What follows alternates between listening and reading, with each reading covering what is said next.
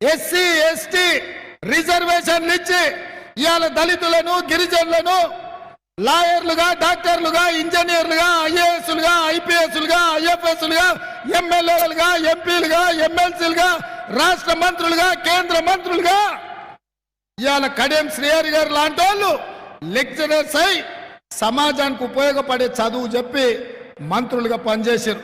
మా అక్క సీతక్క ఆదివాసీ బిడ్డ, అడవుల్లో నుంచి వచ్చిన బిడ్డ ఈ రోజు గిరిజన రిజర్వేషన్లు ఉన్నాయి కాబట్టి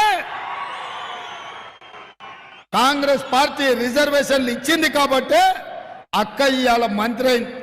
అంతెందుకు మా కావ్య డాక్టర్ అయ్యిందంటే, ప్రజలకు సేవ చేసిందంటే ఇవాళ ఎంపీగా మీ గళాన్ని ఢిల్లీ వరకు గల్లీ నుంచి వినిపించాలనుకుంటుందంటే కాంగ్రెస్ పార్టీ ఎస్సీ రిజర్వేషన్ ఇచ్చినందుకే.